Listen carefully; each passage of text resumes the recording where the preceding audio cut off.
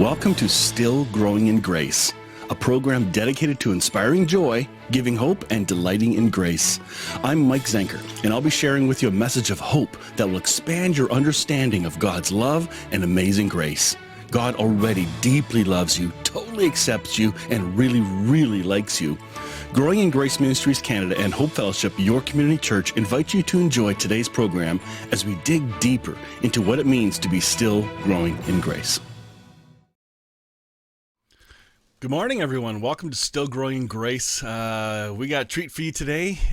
We've got Catherine Toon and William Paul Young that are going to be sharing a conversation. This is from 2 years ago, and it was right at the right in the heart of COVID, the first lockdown of all the stuff going on, and the conversation has merit today. It's even though it was like 2 years ago. This is a good one. And by the way, it's a longer one. So today's a long one. So if you can only join us for part of it, fine. Come back later. Continue watching from where you left off, whatever. But it was a great conversation. I think you're going to enjoy it.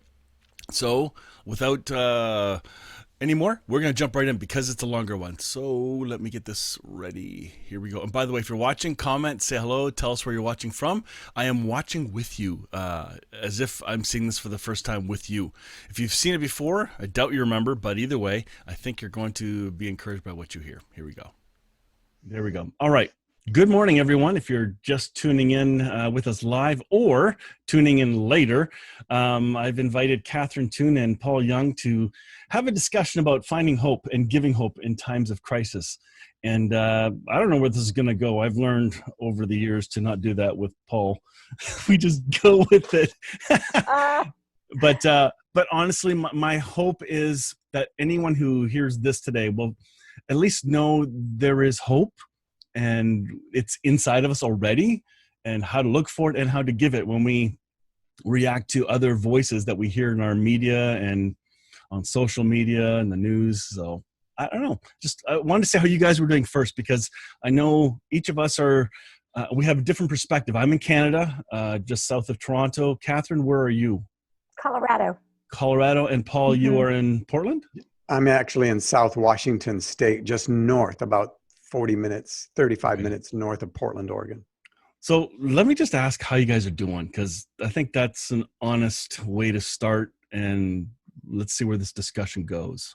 So Paul, why don't you just kind of give us a heads up? I know you already told me something, but it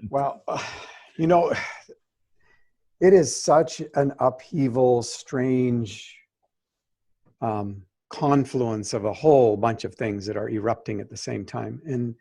And we are in strange waters. Mm-hmm. But at the same time, there is amazing in that upheaval. And did you know that earthquakes and volcanoes are necessary, because in the upheaval it regenerates the planet, right? And so I'm thinking that in this upheaval there is. You mean God didn't bring it and cause it? No. Sorry. I was having this conversation with, here we go, I was doing this little class for 7 of my grandkids, 7 of the 12, and the 7 of them, 4 and 3. Yep. And we would be online Zoom once a week. And one week I said, so where do you think viruses come from? Oh, yeah, this is good. Do you think God created viruses? And they went, no, because here's something. Children absorb. They often don't get spoken to in a way that is inside their world. So they get to assume by overhearing adult conversations what's going on. And they pick up the vibes, they pick up the emotions, they do all this, and their assumptions become how they then frame their world. And so it's better to have these conversations directly, right? And so that's what I was doing. I was saying, like, do you think God made viruses? And they went, no. I said, so where do you think they came from? Satan, right? Because all bad things originate in Satan. And I said, I don't think Satan creates stuff. There's no evidence that you know, whatever Satan is, it tends to be a dismantler, not a creator. And so I don't think that's right. And they said, well, then it was Adam and Eve, right? It was their, I said, you know, I got to tell you something. If it weren't for viruses, there would be no human beings on the planet. Because viruses are created by God in order to take apart microorganisms. And in fact, without viruses doing that work, microorganisms, we would be one big slime ball, which kids understand really well. And if it wasn't, in fact, our water system, our rain and how it waters the planet is all dependent on microorganisms that viruses have torn apart. And so they have an incredible function, and science is finding ways that these viruses can be used to deliver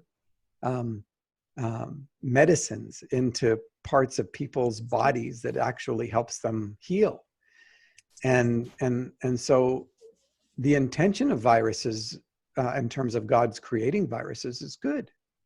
And the question that they immediately had was then, why is this going so wrong? And I said, it's really, this has got nothing to do with God being good. This has got everything to do with human beings not knowing how to live in love with the planet.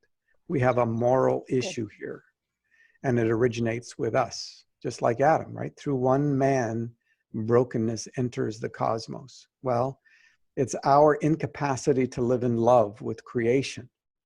And I said, you know, and plus we're playing with some of these things genetically and everything else. And there's a good chance this was not just an evolutionary jump. This was an actually man-crafted weapon. And people go like, well, that's a conspiracy theory. Let me tell you, there is a lot of hard science evidence in terms of this being a lab leak. And it would really be helpful if somebody would just admit that it was, so that we can get on with it.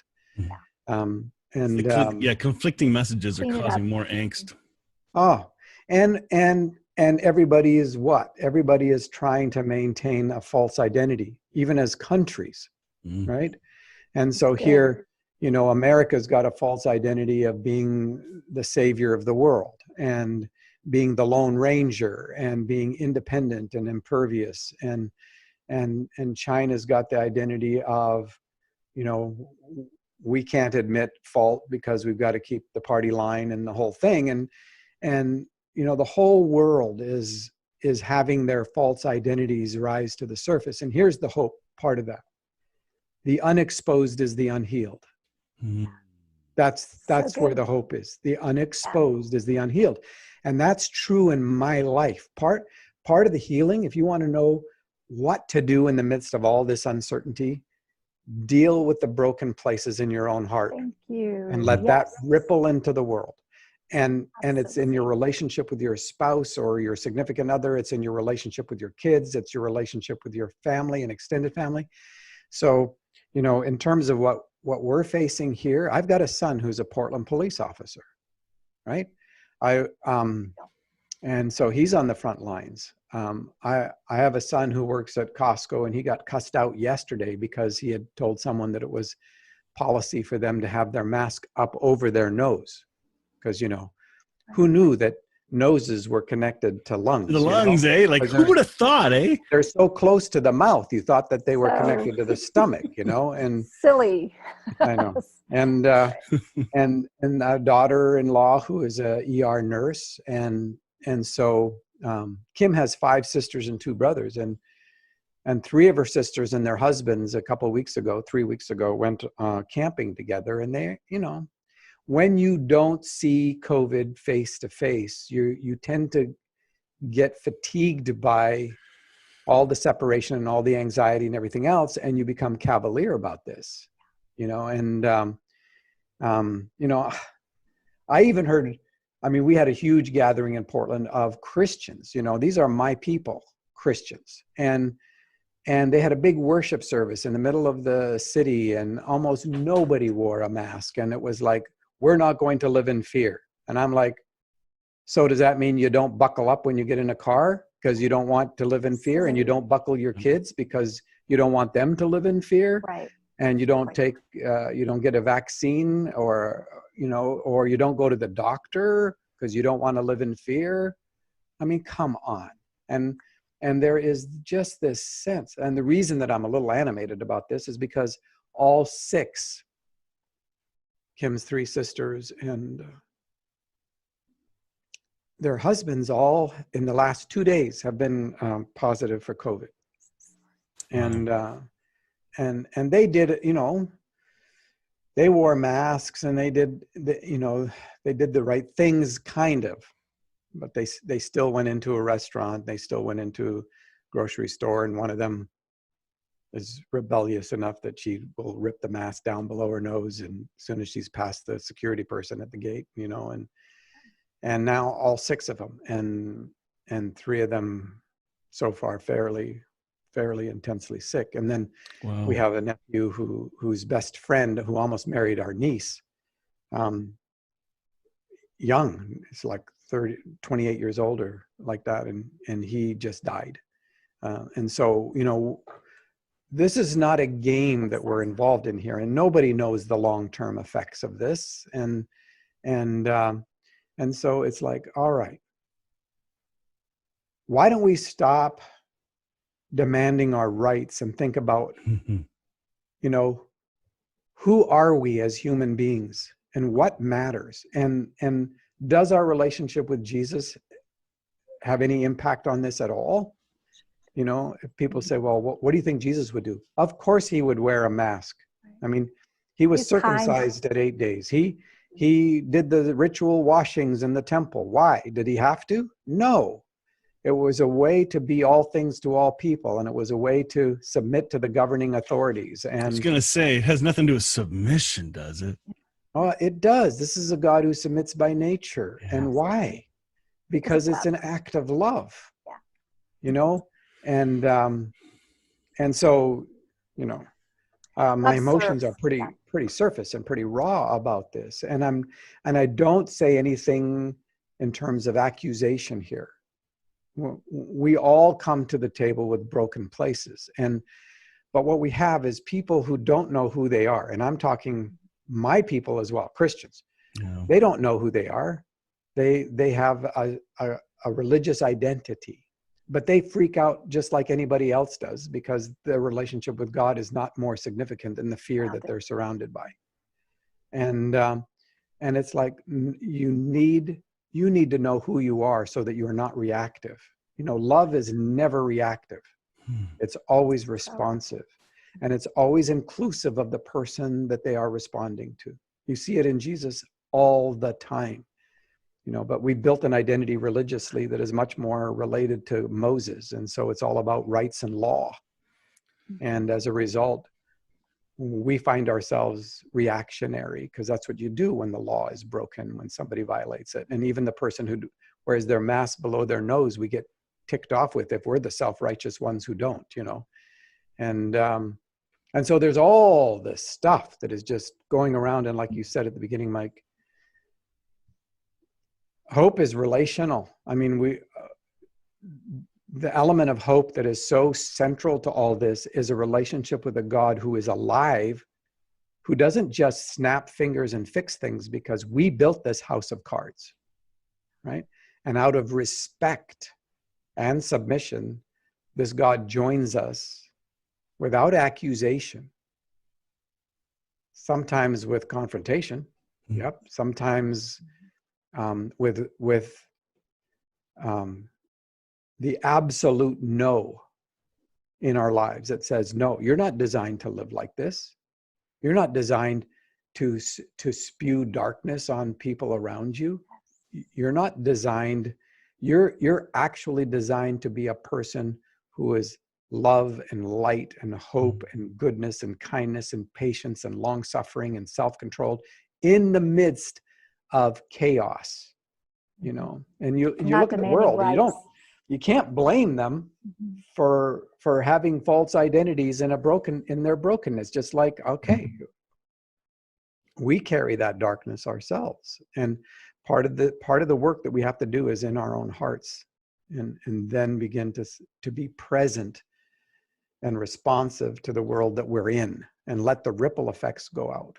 And that's, you know, That's there's so no beautiful, Paul. That's so beautiful, because that's where we're powerful, right? And what needs to come up in us to come out, what ugly needs to come up, that love can help us be conformed in the image of love. And that's where we're powerful. Fear, yeah. right? What destroys the fear? Mm-hmm. It's love. Mm-hmm. So it's like, fear not. There, you know, there is no fear in love. And it's like, oh, because right now everybody's future tripping, right? You know, you hear 6 family members have COVID now in the last 2 days, and they're elderly and they have pre-existing conditions, and it's like, there goes the future tripping, right? We're already attending their funerals. We're already trying to figure out what to say in terms of the eulogies. I mean, it's not real. They're dealing with, one has pneumonia and she's on the antibiotics, and they're all at home.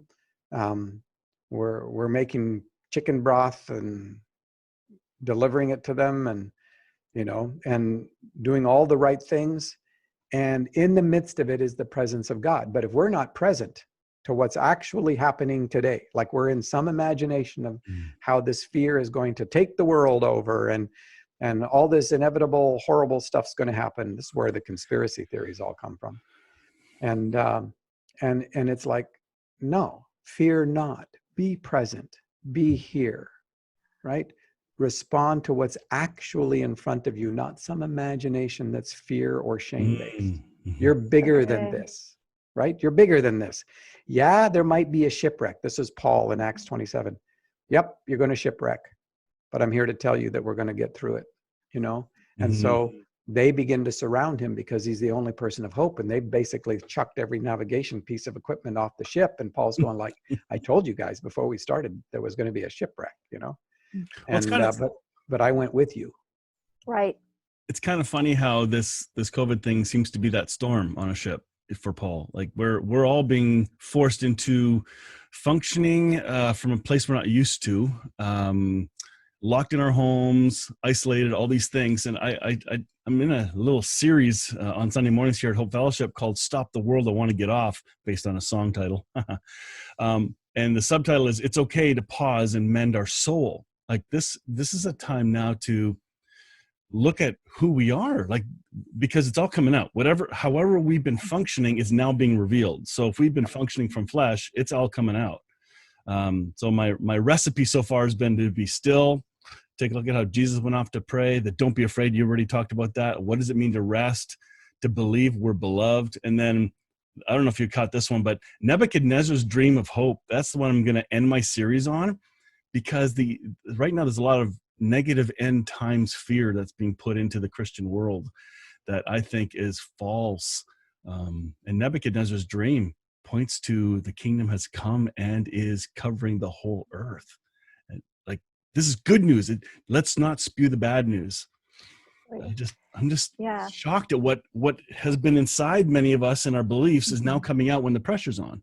Yeah, absolutely. And you know, when we can take advantage of the pressure, as bad as it is, because Jesus said, in this world you will have tribulation, but cheer up, I have overcome. So as you're in your union with Christ, this truly is an opportunity to transcend all those wicked imaginations and capture the heart and the mind of God, connect with that, because he does have beautiful things. He is redeeming all things to himself.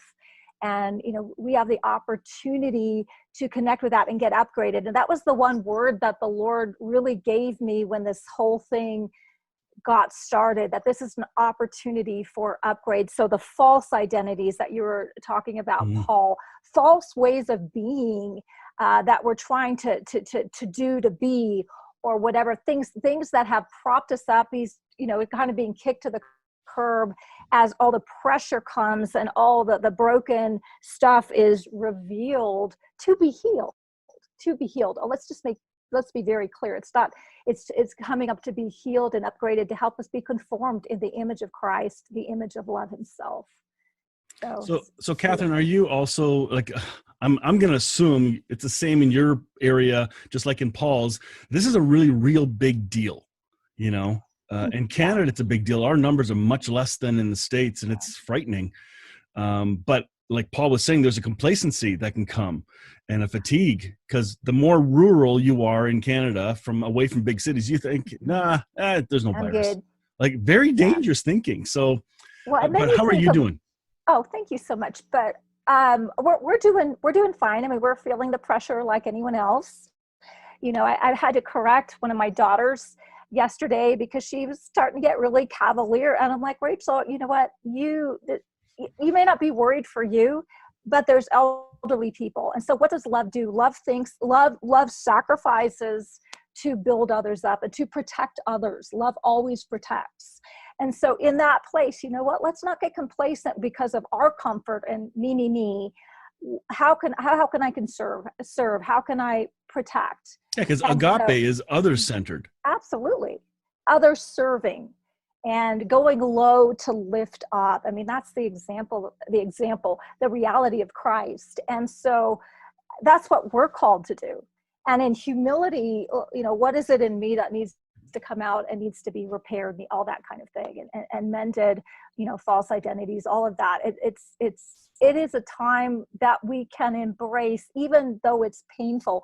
But, you know, if you look back in your life, it's usually the most painful times that you get the greatest upgrade, as you engage with God in those places, and he heals those places and shores up things that, you know, and he's masterful at knowing exactly how to use those evil things, those difficult things, to upgrade and conform us into something lovely and eternal.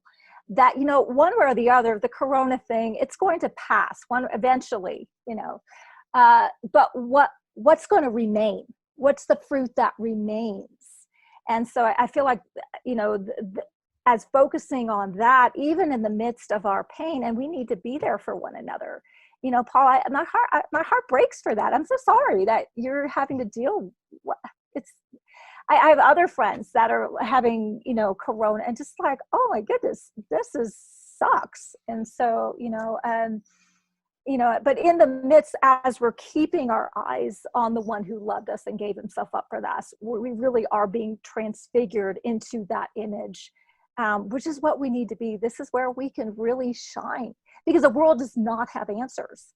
And so wherever we're connecting with an eternal God, who is the capital A answer before the little p problem of the fall happened, comparative to him, that's where we can actually serve and give and lift up and be that source, because there's something so much bigger than ourselves, and we happen to know who he is. And I mean, it is yeah. I was talking to my Aunt Gladys, who lives in Prince Rupert, and at the end of December, she will turn 100 years old. Oh, and it's so great. So I was talking to her, and she and I have a very, very close relationship, partly because we're both writers. And she's written, you know, histories for towns and cities all up and down the west coast of Canada. And she's sharp as a tack. And she said, you know, she says, here's how I look at it. She said, you know, our generations, we went through the Great Depression, and we went through the wars, and we went through all kinds of things that were incredibly difficult. And people, and we didn't want our children to experience the terrible times that we were a part of. And there really is a lack of historical framing for so much of us now. So good. And she said, so we protected our kids to the point where now they are just so self-protective. And she said, we're the ones that brought in the me generation, where everything was about me. And she's right. You know, we have super high rates of suicide and self-harm and opioid use and all these things in the younger generation.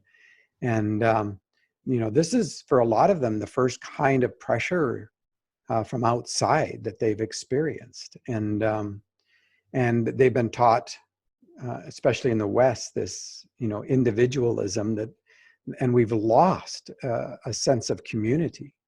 The numbers of elderly people who actually live with their families as they age is just such a small fraction of what it used to be. And we don't have the voices of the elders. There's a lot of the cohesive elements that have been sort of dismantled over the last decades. And that all feeds into this. And so we don't know our history, right? Is that what you're kind of getting at? We don't know.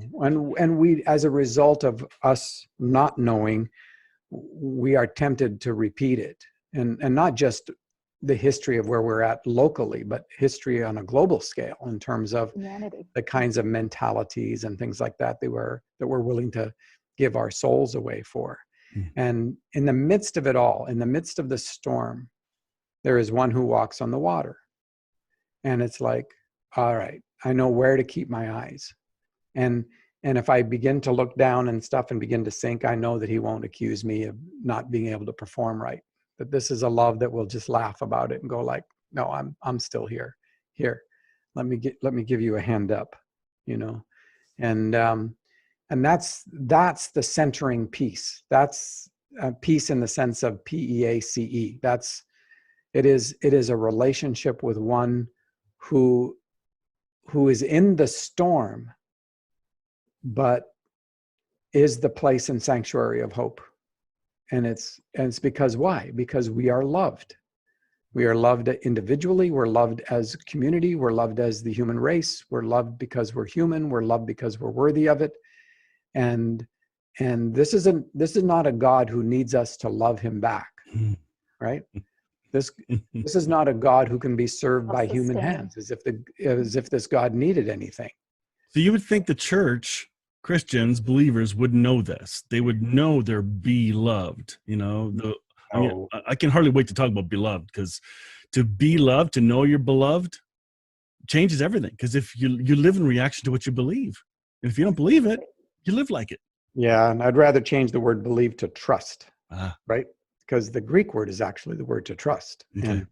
And because in the West, we're rationalists. We've learned to hide in our brains, and so it's about, yeah, I agree or assent to a set of propositions, but what do you trust? And who do you trust? And in that sense, that trust becomes the evidence of what you actually believe, right?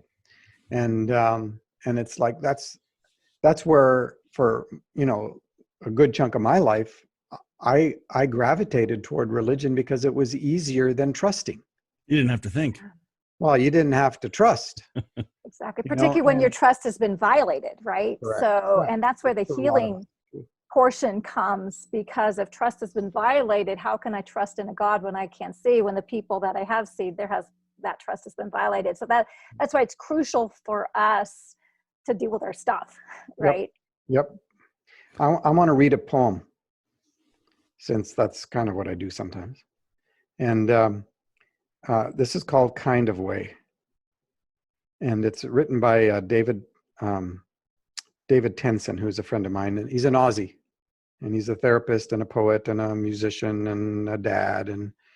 And I think it's really appropriate at this point, because when people say, well, I want to trust God, they want a God who can fix things so that I don't hurt, right? And so this is how it goes. It's called Kind of Way. I know that you know, so I should probably confess it. I think that's a great way to start anything. Because we don't tell God the truth. We don't tell God that we're really pissed off. And we don't tell God, we tell God what we think God wants us to we think God wants to hear from us. Right? Oh, Lordeth, Godeth, Fathereth of heaven and eartheth. Yep. And so we're not truth tellers, and I know that you know, so I should probably confess it.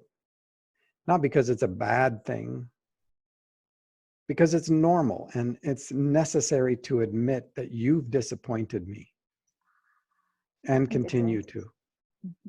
Although I don't mind as much now, but still, there were many times I prayed and I followed the rules and I gave my two mites and I did all the things that I was told would work.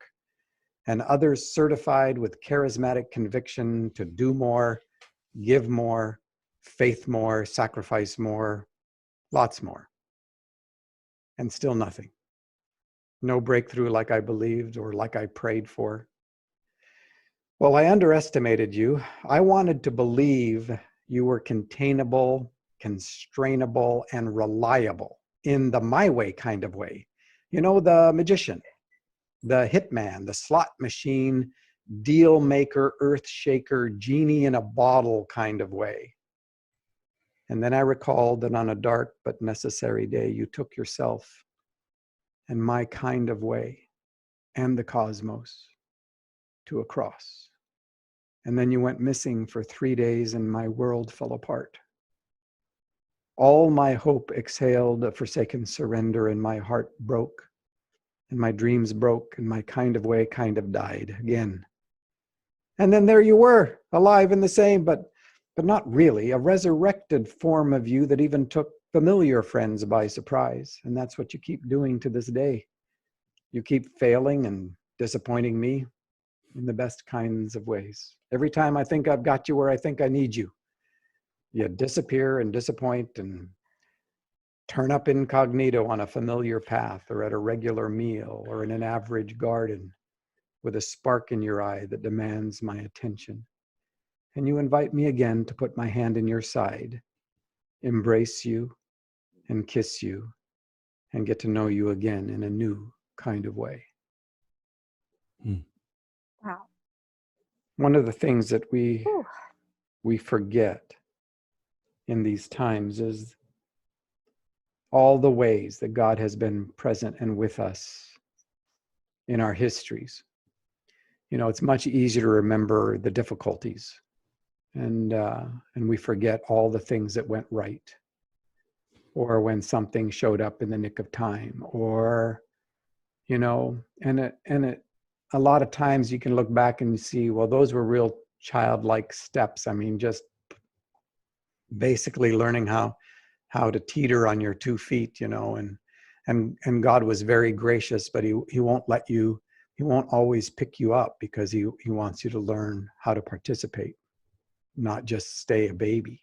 He wants you to always be childlike because we are all children, but he doesn't want you to remain unformed.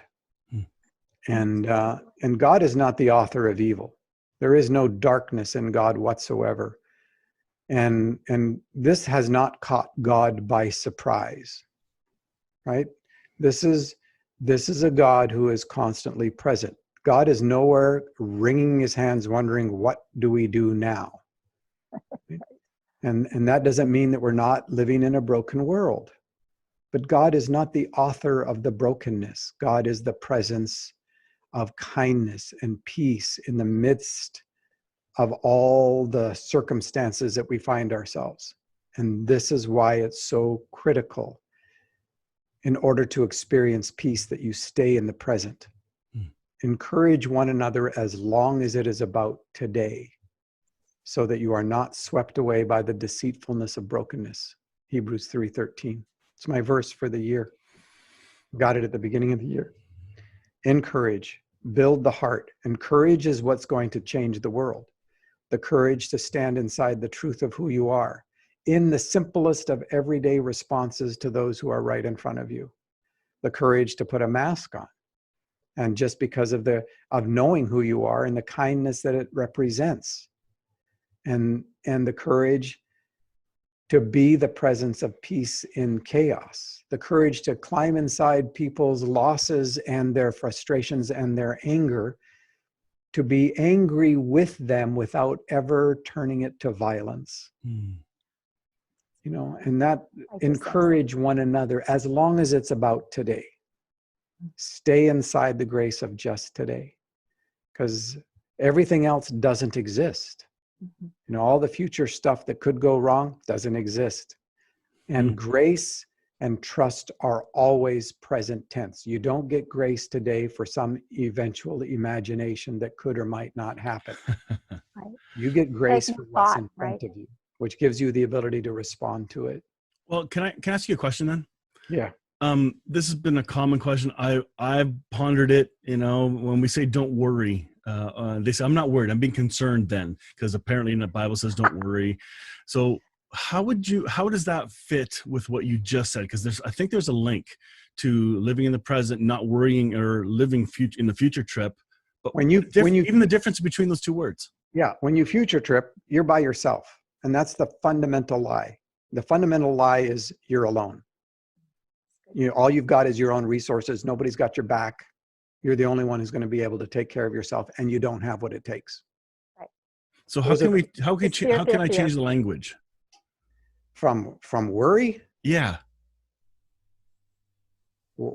Like sometimes people are concerned about the future, what's going to happen, how long is this going to last, what about my finances, what about my job, and those are common. Stop. Okay. Stop. Come back. What's right? What do you know is true right now?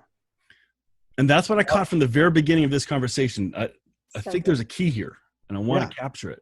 Yeah, because future tripping is playing God. Future tripping is creating an imagination and trying to control the world. And here's the deal.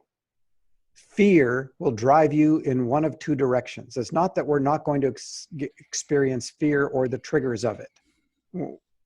We've got too much brokenness in our history and too much experience to not. And fear in its right sense, like on the edge of a cliff or something, is a right response to reality that is in front of you, right? Oh yeah. And so that's not the fear that I'm talking about. It's the fear that moves away from trust, because fear will drive you in one of two directions: trust or control. What are you going to do? And because we feel so unable to meet the demands of the pressures that we see in front of us, we will go to future tripping as a way to control. We will create empty imaginations that raise itself up against the knowing of God. Right? And it says, take captive those things, and don't be captivated by them. Right? So what does that mean? I have to stop being a future tripper. Right? I have to say, that's not real. Because guess what? God doesn't live in anything that's not real. Now, he'll go with us into our vain imaginations just because so I tell people, if you can't help yourself but future trip, at least ask Jesus to go with you. Because the presence of Jesus in the midst of your empty imaginations will change everything, because he is present with you. Even if you're in your empty imagination, even if you're in your delusion, right? This is a God who never leaves and never forsakes. And so this God is always going to be present to you. It's you that turn your face away and run into imaginations that don't exist. And the thing about them, you go to these imaginations and it's like, I've lost my job. Suddenly I'm living in a cardboard box under Burnside Bridge, right? In my imagination, and I'm alone.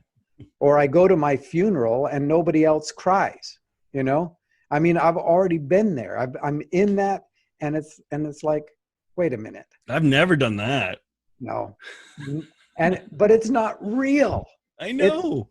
And what is real? What is the truth? Who is the truth? The truth is with me. And it's like, all right, I can respond to what's actually in front of me. And as long as I stay inside the grace of the day, I have enough. Is there a connection to what you said at the very beginning about becoming healed and this future tripping stuff? Is there a connection between those two? Huge in my life. Yeah. Because trust was so violated in me as a child and growing up, sexual abuse will do that. And the fury of others and all of it, bullying, not belonging anywhere, all of those things. Trust trust just wasn't an option. And my journey of healing was learning how to trust. But part of that is to let go of control. Yeah, you And- can't do and- both. You can't trust and control. Well, there's a reason that down here we have on our money, in God we trust, because our money is our source, right? And so that's how we control. So we'll manipulate relationships or lie or shade the truth or ask for tithes and offerings just because we don't want to deal with having to face the fear in our lives that drives us toward control rather than trust. I can almost have I can feel a breath of refreshing air and stress being released as this conversation goes. It's like, wait a minute, if this is true, That's what we're because talking, you're coming to the present. You're becoming present in this moment with what's in front of you. And guess what? We are what's in front of you, right? And it's our relationship, and it's the kindness of our history and our experience together, and the care and what we've learned from each other. See, all of these are real and live in this moment. This is the real world. COVID and all of its fears is not the real world, right? It's there, but it is not going to dictate to me or have the power to tell me that I can't live in joy and peace. And it's not going to tell me that that's irresponsible. Thank you. Right? I love that. Fear is sorry. Go. And fear is such a bully, right? So it's trying to wrench you into a place where I'm going to take in my own hands and I'm going to control. But intrinsically, we know that our ability to do in and of ourselves is always insufficient. So fear builds on itself and it snowballs and causes us to act out in ways of self-protection, so that we're not focusing on loving and serving and caring and all the things that we are mandated to do that are the supernatural, eternal things. We're to be rooted and grounded in love. That squelches out fear, right? Perfect love casts out fear. There's no space for it in that place.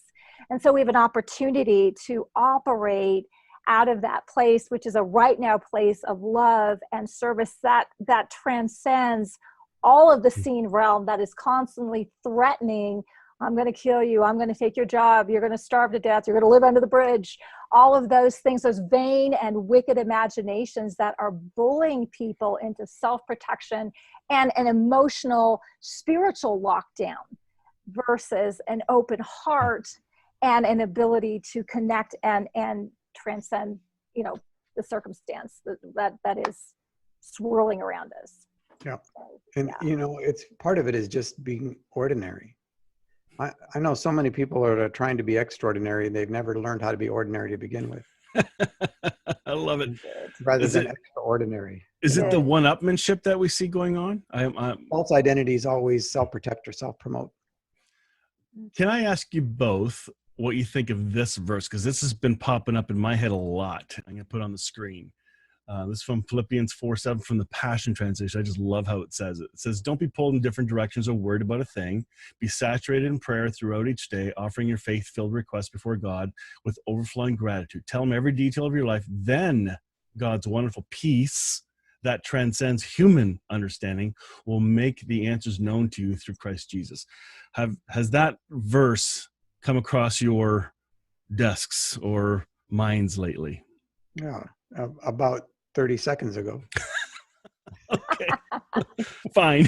But it's a great thing, and again, here is my people, and I include myself in this historically, is that we read a verse like that and suddenly prayer becomes the activity that becomes magic. Yeah, the rather magic than wand. an expression of relationship, right? This is about a conversation with someone who loves you. Say, look, yeah, I'm grieving the losses, and I'm trusting you, and there are times I frankly don't feel like you're big enough for this. That's your poem. Well, yeah, but it's telling the truth. So how do you want me to look at this, and is there anything you want me to do? With my son who is facing the ball-bearing slingshots and the laser, the high-powered lasers that are being used to try to blind the police officers and and being accused by civic leaders that the police themselves are the ones starting the fires, and I mean, it's just craziness that's happening on the streets here, and so Jesus,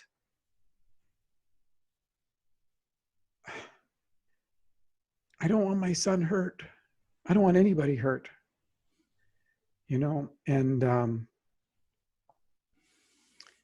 there are times this really scares me. How do you want me to see it? Are you still in me? And I hear, yeah, of course. I never leave or forsake. Are you in and with him? Yep. Yep. Are you in and with the person who is pointing the laser or shooting the ball bearing? Yep. That's hard to see. That's really hard to see when you're so used to a separation. You're good, you're bad. I know. But we see, that's one of the big lies. We have forgotten that we belong to each other. Yes. The greatest secret in the Western church is our union with Christ, as in all of us in union. Yeah. But even in a cultural sense, we've forgotten that we belong to each other. Yeah. And so, you know, I don't have any enemies. The guy with the slingshot is not my enemy. Why? Because enemy's one-sided? Yeah. I mean, yeah. I mean, I love that. But other people's opinion of me is none of my business. Yeah. And so I don't have enemies. And well, that makes that verse of while we were enemies with God make more sense. Wow, because God doesn't have any enemies. Right. He doesn't. Yeah, one-sided. Yep. Huh. Yep. That's amazing. So that allows me then to be in a place where I can respond. And frankly, there's nothing I can do. I can give my burdens and my heart and tell God the truth and let him walk me through. That's what that verse is talking about. Casting your cares on him because he cares for you. Right? That's just a conversation where I'm telling you the truth about where I'm at and how I feel and what's in front of us right now. And then draw me back into your embrace because it's present with me, right? Let me sense the joy that is in the midst of the losses and the grieving that's a part of this. Because we grieve. I mean, we're in a world where this is not about, well, everything is going to work out the way we want it, right? And this is a God who moves toward loss, not away from it. Moves toward the brokenness, not away from it. Who is the whole view of God can't look on sin is such bullshit, you know. And it's just like, no, this is a God who is fully with me. And so joy transcends because it's present. In the presence of God is fullness of joy. So those, if you want to look for two triggers of whether you're being present or future tripping, one is joy, and the other is no fear, right? Because perfect love casts out fear. The one who fears is not perfected in love, which just doesn't mean, well, you haven't earned it yet. It just means you're still in process. And to the degree that you don't know your love, to that degree, you're going to be afraid. And so that becomes a marker. It's a very helpful thing. I'm freaking out. Okay, tell me the truth. How do you want me to see this? I'm with you. Fear not, fear not, fear not. I mean, that's the first thing that Jesus and scripture often, even angels would, the first thing is don't freak out, you know? Yeah, right. Angel shows up. I'm freaking out. Right. Anything that is anything that is outside the normalcy of our experience. Yeah. Well, the poem you read, I caught a big line of, you've disappointed me, you let me down. Yeah. What causes that? I have the word expectation. Yeah. False expectation. Well, we're religious people, so we love magic, right? A lot of our religion is fundamentally centered around magic. So if I do the right things, if I say the right prayer, if I have the right words, if I paid the right amount, Right. you know, So this it's this all transactional magic, because magic is a power thing, right? Hmm. It's contrary to relationship. And I think this is why God hates magic. And I'm not talking about magic in the sense of beauty and wonder and the magical time of, you know, that children experience. Manipulation. I'm talking about actually trying to force the hand of God through manipulation, through power, right? Because magic is non-relational. It's a power trip. And we use it with God. We have whole theologies of atonement based on magic. And it's based on an expectation. If I do what I do, you're supposed to do what you do. And then what we do is, if we're in a community of magic, then when somebody's child is killed, or someone's child gets sick, or is born with defects, you know, that are life-threatening or just debilitating, then who did something wrong? Somebody didn't have the magic right. Yeah. Right? So it's their fault. And this is the disciples. The man born blind. Who sinned? Did his parents sin, or did he sin? Right? Because it's magic. And it's got to be somebody's fault. And Jesus just ignores the whole conversation and says, no, today you're going to see the glory of God. This is the reality. We're in the right present. now, the now right reality. Right now reality. Wow, this is kind of hitting home. Yeah. Wow, that's amazing. It's so telling with what Jesus ignores. Which mountain do we worship on? Okay. Just go on the other. You know, it's so true. And even in our own relationship and grappling with things with God, it's like the questions that we come up with, and he just takes it such a different direction. You know, and I was kind of meditating on the verse, don't be pulled in different directions or worried about a thing. And then I love this part, because it's so, to me, it's so disempowering when we're like mandated with something, and then like, how do I get there from here? But it says, this is what we do. Be saturated in prayer. That's relationship. That's me talking to Jesus. Jesus, I thought you were going to do this, and it didn't happen, and I'm confused, and I'm upset, and I feel like you've let me down. And it says, tell him every detail of your life. What detail does it feel like God let you down? Like you didn't show up for me. You weren't present for me. That's just because it's a relational thing. If I, in my heart of hearts, feel like, Jesus, you let me down because you let my son have autism or whatever that is, well, it's important. I got to come clean, because it's relational. And so I'm allowing this thing of, I had an expectation of it didn't happen, or something that I had an expectation that this wouldn't happen, and it did happen, right? All of those things. And this starts to interfere with my relational connection on my end.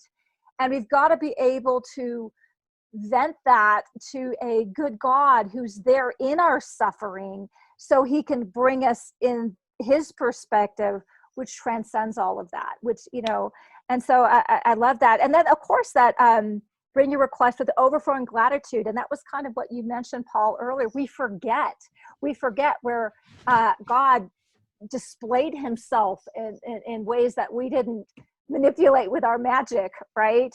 He displayed himself. And then it talks about this transcendent peace. It's interesting. And when we're in that place where we've really come clean with God, you know, it says, then the answers will be made known to you. So in other words, we can't even receive the direction, the answers, the transcendence, whatever you want to call it, until in our heart to heart, where we're living, where our feeling is, where our hearts aren't covered over with all sorts of self-protective stuff, until we come clean, that's when we receive that, okay, you're big, you're huge, you're lovely, I don't get it all, but I know you. You know, it's in the places for me when I've had to, you know, take leaps of faith and all that kind of thing. It's like the only thing that has a lot. It's like I've had the Lord literally reel around and say, Catherine, you know me. You know me. I'm like, oh yeah, I do. And then I can move forward. And it's that place of knowing that transcends all our religious, gobbledygook and all our, brokenness and all of that, where we can move forward, and then the answers are made known because we have clarity, because we're connected with an eternal, huge God that adores us and who's always present. So Yeah, I love good that. word. Thank you for bringing up that verse. So the question fundamentally is, am I living from the outside in or from the inside out? Today, right now, am I living from the outside in or the inside out? It's going to take some contemplation for people to be honest with even that question. Yeah. And the answers we get aren't solutions, right? It's not like, oh, there's a quick fix, This is a relational. The answers are in relationship. And so we're talking about an internal reality. So, even just taking a deep breath and just saying, Jesus, would you just right now just lift the weight of this off of me, just the weight that I'm feeling about the world, and what do you want to say to me? And don't be surprised if he says something like, it might be a good idea to get off social media for a while, or I don't know what Jesus will say to you, but there are things that we engage with that constantly exacerbate the outside in rather than the inside out. And it's like, all right. When I get to the place where I can sense your relentless embrace, now we can move forward with the day and just respond to it as it unfolds. That is so good. So I have a question that's come up on Facebook. I got a message here. It says, the question is, so tell us how this works out in real life circumstances. Give us an example. And that makes sense, because I'm hearing an answer inside me. I have that. I don't need an actual example, but I'm sorry, people are wondering. Give us an example of how we can, in what's going on now, whether it's getting blasted with news, pressure, whatever, how could this work out as an example? Do you have an idea off the cuff? I gave one really at the beginning, and that is that we have 6 immediate family members with COVID, and they're in the high risk category, right? Yeah. So how am I supposed to respond? Kim absolutely is embedded inside of her family relationships to a depth that I didn't have that experience, and I love them. And and it just broke her down. That was her immediate response, and it was a response of grief. And it was like, okay, come back to today, and what do we know? What do we know today? And it's like, okay, and then and as best you can, don't future trip. Don't be already going to their funerals. Yep. Don't be already grieving the loss of them not being present. They're still present today, right? So what are the things that you want to do? Well, it was like, I want to make them bone broth, and it was the first thing that 2 of them could taste at all, right? And we just dropped it off and put it on the porch and called them and said it's on the porch, but that again is responding to what's actually happening inside today, not to allow ourselves to go down the rabbit hole, right? And instead go down the river, which is the river of living water that comes from the inside out. Find the place where Jesus lives inside of you, which is fully in you. But there is a safe place in each of us that has been crafted where it's easiest to engage with Jesus and go like, okay, here's all the things I'm afraid of right now, and here's all the things that I'm thinking that they're gonna die, and you're not gonna stop it, and I want you to, and it's like, and I'm mad because they didn't take all the precautions, and I'm, you just lay it out, and then you go, so tell me again who you are. Tell me again who I am, and And inside of that conversation, suddenly it's like, okay, I can filter out all the noise and I can hear that's the still small voice that tells me the truth, you know, and instead of trying to hear God in the storm, trying to hear God, you know, it's like, no, let it be the still small voice inside that goes like, you're mine. I got this. I'm with you. We've got this, you know? So what do you want me to do? Is there anything you want me to do? Yeah, let's make them some food. So good. Bone broth. Right? So good. God is so practical. Ordinary. Yep. Ordinary. Not some supernatural magic thing that we got to do in order to fix things so that we're not afraid anymore. My wife, when we were, our kids were really young, you were talking about, surrender and abiding, moment by moment.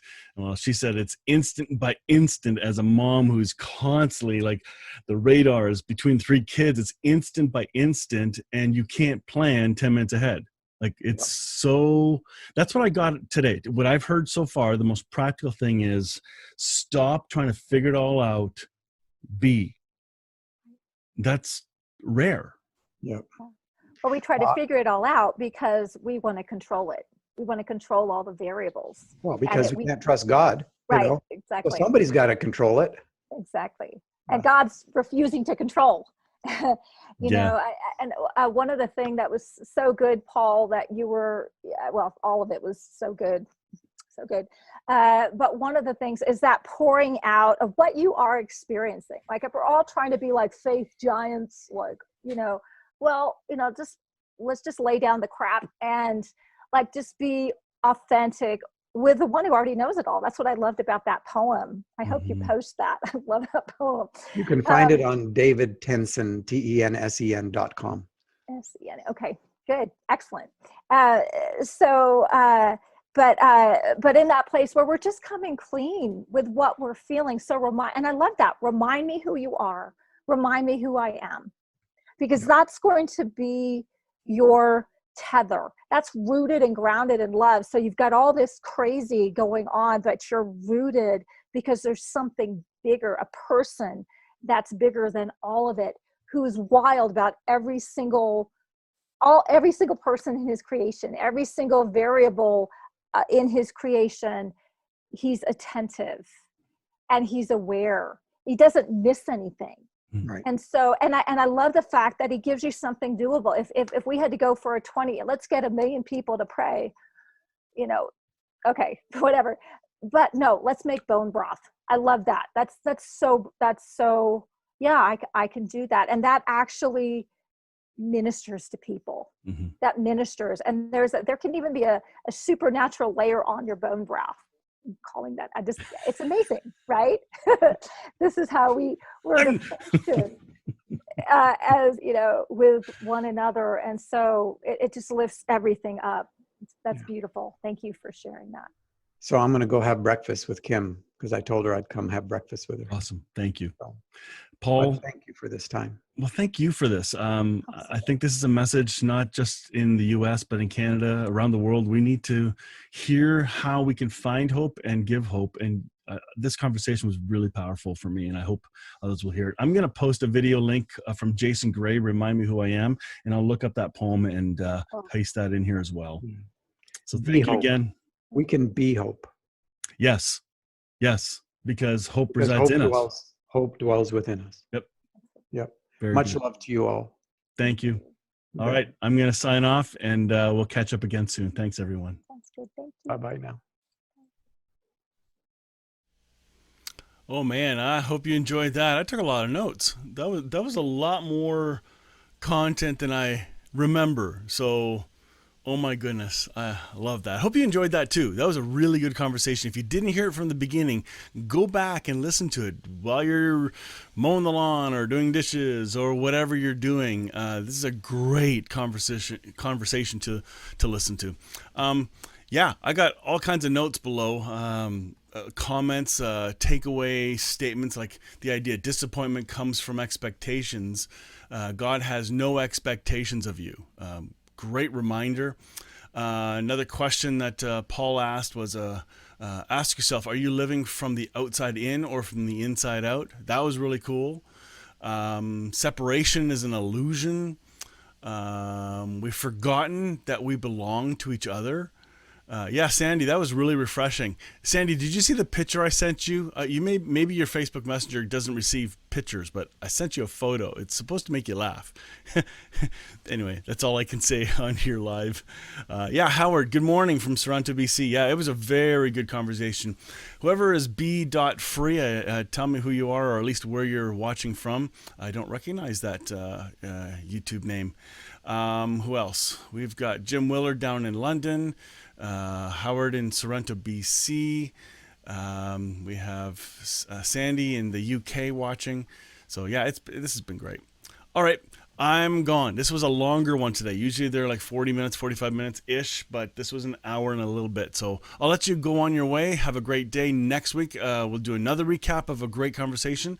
That's what we're going to kind of do loosely over the summer. And then back in the fall, we'll get into some fresh, brand new stuff as it's made available. You guys have a great day. I look forward to seeing you next week on Still Growing in Grace. See you then. Join me next time on Still Growing in Grace for more good news. Enjoy previous episodes by downloading our podcast at growingingrace.ca. You can also visit hopefellowshipycc.com to find our service times and location. If this show has been an encouragement to you, please consider making a donation today at growingingrace.ca and help us keep spreading this good news. Thank you again for tuning in to Still Growing in Grace.